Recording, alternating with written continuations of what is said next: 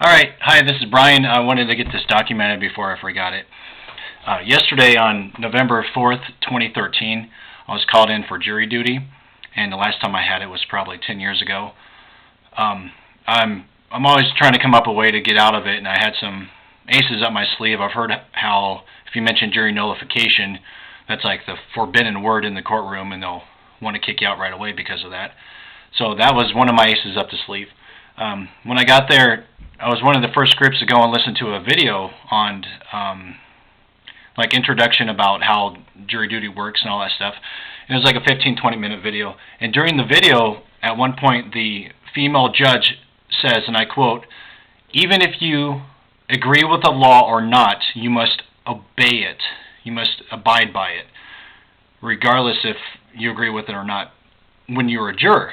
And as soon as I heard that, I popped up and my eyes got real big. I'm like, that's not true. That's direct contradiction to jury nullification. And I'm looking around and everyone else is just like, they don't know. They're just all sheep. And then it was over, and then a judge came out and he was talking for a while. And this isn't the judge. He's just a judge giving us an introduction. And he's talking for a while and he goes, "Is there any questions?" And I was the first one or the only one to say, "Well, I got a question." And I stood up and I said, "Your Honor, during that video, the lady said, if you agree with the law or not, you must follow it." I go, "Well, that's completely untrue. That's a direct contradiction to jury nullification. Would you like to elaborate on that?" And he was kind of taken aback, and his eyes got big, and he was kind of smiling. He was like, "Well, you're absolutely correct about jury nullification. I'm not sure why it says that on the video, but if you mention that, I'm sure that'll get you out of jury duty." And I'm like, "Well, yeah." But I'm thinking, you're giving misinformation to jurors. You're not telling them about this, and it's a lie saying you have to follow law, because that's not true.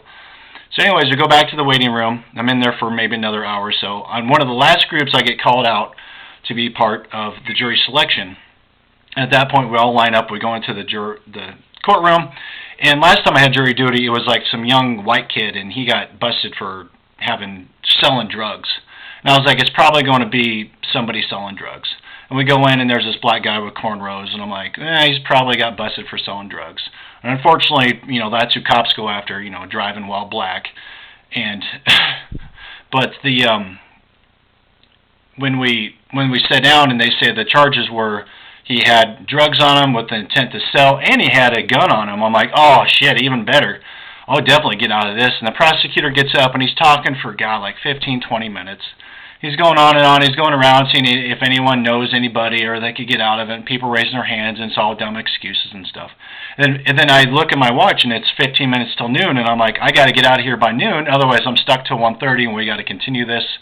So I'm trying to jump on my chance to speak up. One guy behind me, he goes, "Does anyone have a felony on their record?" The guy behind me said, "I do." He goes, "Okay, well that's one strike. If you get two, you're out of here, but you're still in here." And I was like, oh wow, so I need 2 strikes, all right. So then he gets to the point, and he's talking, and he goes, he mentions jury nullification. I'm like, that's my thing. I raised my hand, and he's like, "Yes, Mr.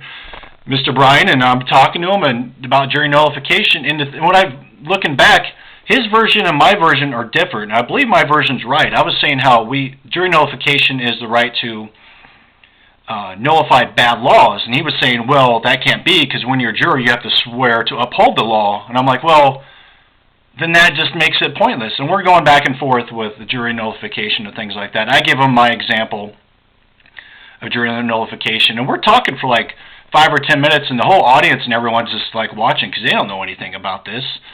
And at one point, I told him, I go, well, I don't think I could be impartial to this. And, before that, the guy, the ex-felon, he got another strike. So he's like, okay, well, you're out of the jury duty. But he was still allowed to sit there. And he was like the first one.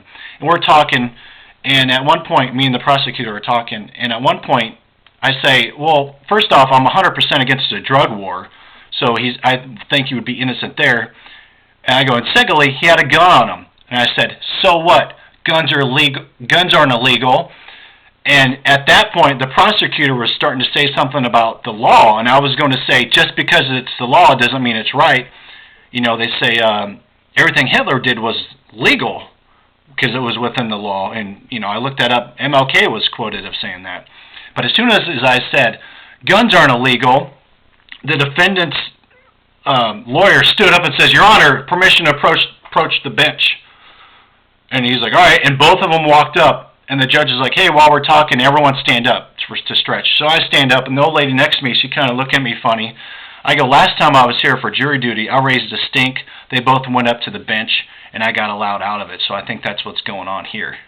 And she goes, "You're pretty cool," because I had the system figured out. And they're up there talking for about 5 minutes.